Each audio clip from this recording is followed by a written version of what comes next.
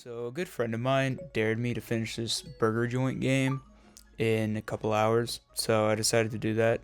And what better way to use my time than to read some Reddit stories as I'm cooking these burgers. So yeah, that's what I'm gonna do. Anyways, just let me know what you think about these people in the comments. I'm probably gonna do Am I the A-hole kind of situation things. And of course subscribe, you already know. Alright, first one.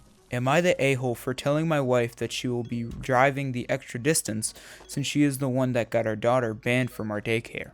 My wife and I had our first kid about 7 months ago. We are both back to work and our daughter, Kelly, has been going to a daycare by our house for a few months. The daycare place is great. They send a lot of texts consistently. Things like what is happening throughout the day, like the bathroom, feeding, tummy time, and so on. They all come from the same app, but you can see which provider does what. This is where the issue started. I always did drop off at the beginning, just easier for our schedules. One of the main workers is Sam. My wife loves Sam. She always said that Sam was really informative about texts and any questions. Sam only works the morning shift, and another employee was there when my wife picked up Kelly. Sam is man, always been.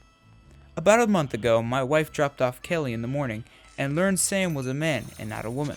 She was shocked and I was confused that she didn't realize. After that, she became critical of everything Sam texted. I told her to stop because she didn't listen and claimed she was protecting our child. 2 weeks she did formal complaints against him for nothing. She complained about him not giving text messages. He sent like 10 that morning. A week later, she sent a dickish 10 to Sam over the app. We got called in and they told us they are not having Kelly anymore, that their staff is important to them and they do not tolerate this type of behavior. So our new daycare is the opposite side of my work. It would be an extra 45 minutes for me to drop off our daughter. My wife only an extra 20 minutes. I told her she needs to take our daughter to daycare and we got into an argument. I told her that this is her fault in the first place and she claims that I am being unfair and she does not wish to change her morning schedule. Now this is obviously the wife's fault. She's making false claims about these people, and obviously if you're going to do that and get consequences in return, you should be punished for what you were doing. And let me just read some comments here. Not the a-hole, your wife's schedule needs to change anyway as she needs to fit in therapy as well. Your wife really does need therapy. Something either happened to her or someone close to her. Now, I can see where that was coming from, and honestly, I do agree. She probably should get some lessons or therapy to talk to somebody. Next one. Am I the a-hole for expecting a girl to get off a treadmill in the gym? The gym I go to doesn't have a lot of treadmills, and I recently started running. I went to the gym with my partner last night, and all of the treadmills were in use. I used some weight machines to start, then went back to the treadmills. I noticed that there was a girl just sat on the treadmill, while her friend was using the treadmill next to her. She'd been there for at least 15 minutes, not using it, so I went up to her and asked if she was planning to use it.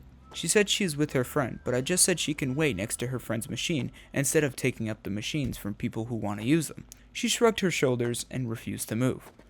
A woman comes over and asks what's happening, so I explain it. She said she's the girl's mother and that I shouldn't be telling her daughter to move. I just said her daughter shouldn't be taking machines and she has no intention of using. She said her daughter is feeling to sit there and if she wants, she's doing nothing wrong. I just said I can see where her daughter gets her entitlement from. She said I was out of order for commenting on her parent skills, but I just said she would have been a better parent if she could handle criticism. A member of staff came over, and when I explained what was going on, my girlfriend said maybe I shouldn't have argued with the mother, but I don't see how I've done anything wrong. Am I the a-hole for asking a girl to get off the treadmill? Now honestly, I think you are completely right, and it would have been a better option if they kept arguing to just go to somebody or an employee. The mother is definitely entitled, and that makes sense for what you said. And like these people say, you're not the a-hole, but next time you might consider just notifying an attendant first. It would be the nicest option. Number 3. Am I the a-hole for refusing to be a designated driver? My girlfriend and I were going on a double date at the weekend. The plan was to go bowling, then to a cocktail bar. When we go to events where there will be alcohol involved, we either get a taxi so we can both drink, or we will decide who is going to drive home. And there will be a designated driver, and the other one drives to the event. Before the event, I asked my girlfriend if she wanted to get a taxi, but she said no and that she was fine being the designated driver. I drove us to the event and ordered a pint when we got there. When I ordered it, my girlfriend asked me if I minded only having the one and being the designated driver. When I ordered it, my girlfriend asked me if I minded only having the one and being the designated driver. I pointed out I'd already asked if she wanted a taxi, and she said she'd be the designated driver. She said it was unfair, but I just reminded her I'd offer her multiple options where she'd be able to drink, and yet she chose to say no. She said I was starting an argument over something small, but I just said she was the one starting the argument. But she said I was ruining the date. Am I the a-hole for refusing the designated driver? Now honestly, if I was at the women's side of the view, I would definitely not agree with this. If you decided beforehand that one's going to be the driver and one's not, you obviously got to stick to that. You can't just go halfway. And this is really serious. There's a lot of car crashes that happen because of drunk drivers. So it's always important that you set rules before doing something like this.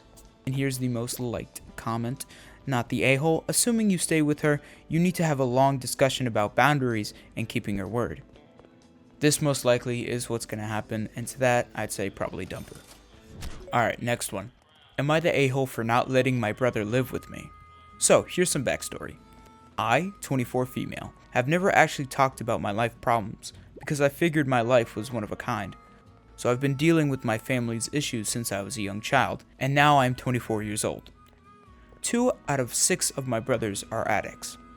My entire biological family has some problems with drugs or alcohol. Me and 3 of my brothers were adopted together. One of my brothers, let's call him Z, passed in 2022 from an overdose, and my brother, we'll call him W, was sober for about 6 years before that.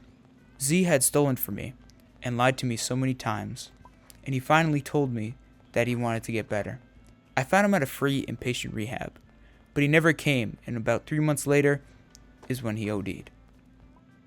W has blamed me for that, saying I never cared and never wanted to help. W relapsed in 2024 and has been homeless ever since. I now live on the other side of the United States. I have sent W money before for food, and I try to find places for him to stay, or just make myself available for him to talk. However, this time, I think I've bitten off more than I can chew. As a child, I used to beg my mom to let Z and W stay in the house. It was always just for one night so they can be warm, and she would give in, and it would backfire eventually. Well, W has now told me he wants to get sober. He wants to go to rehab and get a job, and also come live with me until then. Now my husband and I have a 1.5-year-old, and my mother is living with us. I found a program here that, I thought, was free and told W. If he was serious, then he would come stay after rehab. But he had to be a year sober before coming to stay with me. He is currently, allegedly, 30 days sober and wants to come out here. However, the program is not actually free. I don't have the money to pay for the rehab. I can't go against my husband and let him stay with me. And W has expressed to me that he is having some mental issues, but he has no insurance. I can't have that in my house with my 1.5-year-old. His ex-girlfriend, who helped him get sober the first time, is now telling me that W is going to come out here no matter what. That I'm a horrible person because I made him a promise that I can't follow through. My brother said I never cared about him, and that I've never tried to help him. When I talked to W, he seemed calm and understanding, but she is telling something so different. I'm the youngest of all my siblings, yet everyone's problems always fall on me to fix them. Am I the a-hole? Wow, that is extremely deep. Sadly, even though he's your brother, if you tried to help one of them before and they call you out saying that you're a bad person, sadly you shouldn't help them. If it's to the point where they're mentally blaming you for things, sadly you gotta cut it off. Here's the top comment. You're not the a-hole. If he moves in, he will destroy everything you have. Your life, your finances, maybe even your marriage. He will create chaos in your house. Even a year sober is not a guarantee that he will remain clean. You already have enough on your plate, with a very young child and your mother living with you. You do not need to take the burden of being the protector of your brother. Well spoken. Alright, this is the last one. Am I the a-hole for sneaking my mom some alcohol when she was on hospice? My mom is in her 50s and dying from liver cancer. She is terminal and currently undergoing in-home hospice card. My mother has always lived an unhealthy lifestyle. She was an extremely heavy smoker for years, and luckily quit between 10 to 15 years ago. And she's very proud of that. But she's been morbidly obese her whole life. She hasn't treated her type 2 diabetes well enough. And for a few years, she was drinking 4 to 6 5% alcohol drinks per day. All this compounded, and she ended up with liver cancer. By the time it was caught, it was terminal. When she started feeling sick, which turned out to be cancer, she stopped drinking, except for rare occasions. I visit my mom 2 to 3 times per week. I talk to her, and I'll bring her what she asks for. She recently talked about how she missed her drink of choice. I got a list of her meds, and made sure that there was no or minimal interactions, and when she had a really good day with no pain meds, I brought her a 6-pack of her favorite drinks. I told my siblings about this, when I updated them a few days later. They got really mad at me, because she has liver cancer, and her liver isn't right. This was weeks ago, and she still has 4 cans out of the 6 packs left over, and she hasn't had them. But even if she did, she's going to die. I think I gave her an evening of enjoyment, when she doesn't have many left. I've been catching flack from this for weeks, and now it's spreading to other family members. So, am I the a-hole for giving my mother alcoholic drinks? Now, in my opinion, I think that your family's wrong, and you should definitely give more drinks to her. She already has liver cancer, and most likely she's not going to be well in the next couple of months, or even weeks. Here's the top-rated comment. I'm a nurse, and I would have snuck in her some myself. People are weird about grief. I've had many family members concerned their loved ones on hospice would become a dependent on paid medication.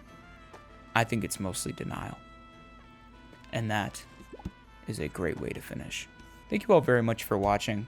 Let me know if you like these kinds of videos by, of course, liking, subbing, and leaving comments based on who do you think is right and who do you think is wrong. Peace.